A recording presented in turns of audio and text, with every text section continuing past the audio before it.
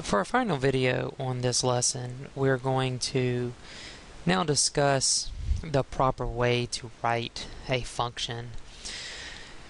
So far we've learned the difference between all the various ways to determine whether a relation is a function or not, our input values, our output values, our domain and range, and so forth. Now that we're going to be moving into the bulk of the Algebra 2 curriculum, our focus will shift to the different types of functions that we'll be dealing with and the different types of problems that we'll have for each type of function. Now, the first transition that we need to make is that of how we write a function. And so you can see in this example here, or in these notes here, that we give you y equals mx plus b, which is a linear function.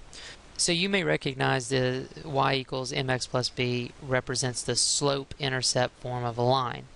The m represents the slope and the b represents the y-intercept. Now, instead of now writing this with a y value, we're going to replace the y value with something that's called f of x.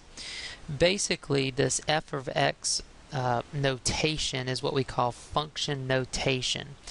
And it basically reads that this is the value of f, our function, at x. So if we, just like before when we created a table of values, we gave the value of x, and thus we found the output, which was the value of the function at that value of x. And so now we have a different way of writing the same thing. So f of x is going to be a popular notation for all of the functions that we use. Sometimes we will use g of x or h of x to differentiate between different functions.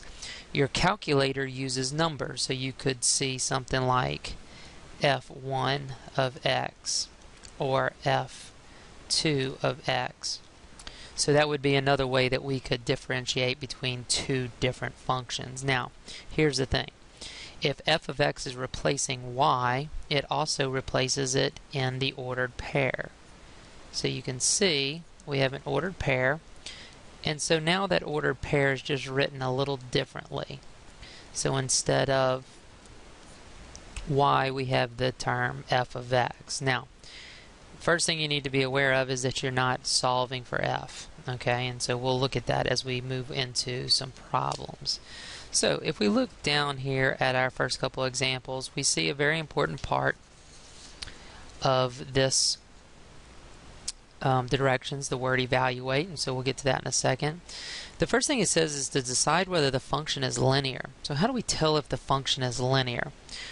Well, the first way, or the easiest way to tell if the function is linear is to decide what the exponential value of the x is. And so if the highest exponent in the function is an understood 1, then we know that it is linear. So if we look at part A, f of x, which is the function, equals negative x squared minus 3x plus 5, we can see that squared term is not an understood 1, and so since it's greater than 1, it's not a linear function. And what that actually is that's a quadratic function, and it looks like a U-shaped parabola, and it can be upside down as well. And so that's what a quadratic function would look like, and we'll get to those in Unit 3.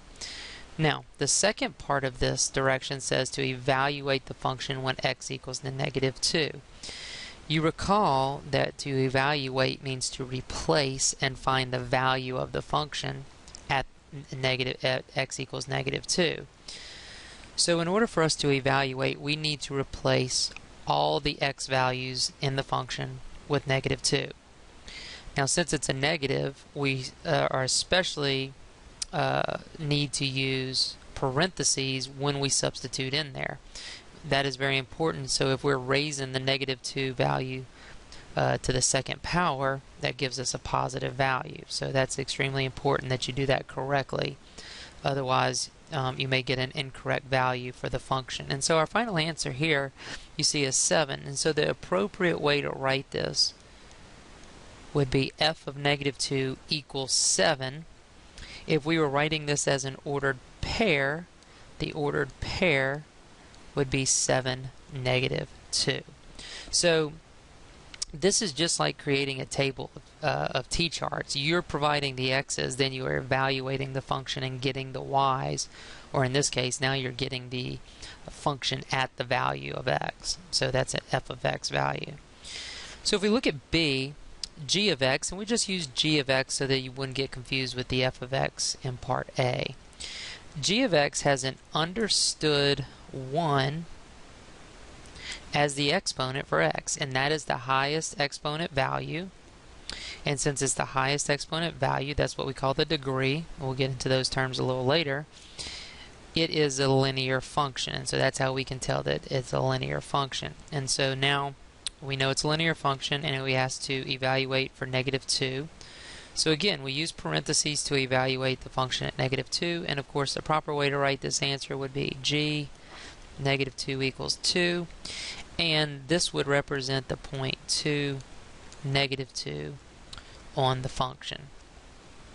Okay, so you've had an example of how to evaluate functions and when functions are written in function notation.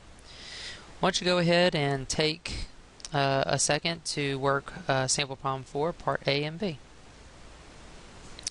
Okay, if we look at this, we now have a function where x is equal to 2 that we need to evaluate.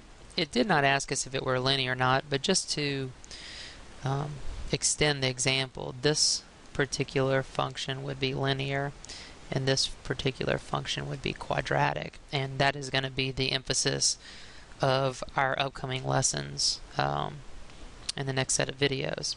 So if I want to evaluate the function at x equals to 2, this is going to be f of 2 equals negative 3 times 2 plus 4. I'm going to go back and I'm going to kind of color code this so that you can get a clearer picture of what we've replaced here.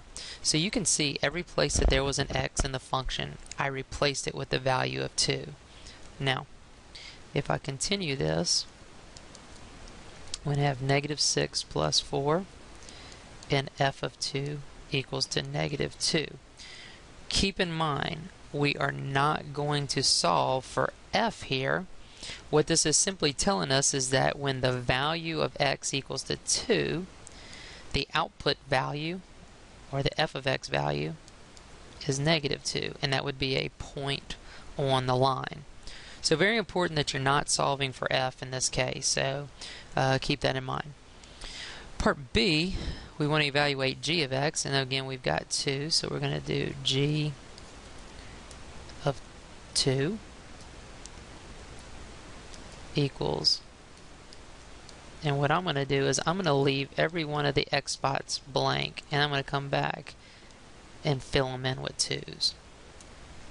That way that I make sure I use parentheses and I get all of the 2's replaced, not just one of them. Alright, so we have g of 2 equals 4 minus 8 minus 1, and so if you don't want to work it out step by step like this, there's no need to do that. You can punch it all into your calculator if you feel comfortable at this point doing that. But your final answer should be g of 2 equals negative 5, and of course that means it would be the point of 2, negative 5. So you can see there we've evaluated the functions, and while we're doing so, what you're technically doing is creating a point on the graph. Okay? Let me go back up here and correct something that I said a little earlier. I just misspoke because I put these in the wrong order, and I just realized what I did. The x was the negative 2, and then the y value, or the output value, was the result of f of negative 2, and the same thing here. Apologize for any confusion about that. So whatever the x value is that we're evaluating, that's the x value, and the resulting output is the y value for the coordinate. Okay, so you got a quick little lesson here on function notation and evaluating functions. In the next couple lessons, we'll be discussing in detail the different types of functions that we can run across in Algebra 2.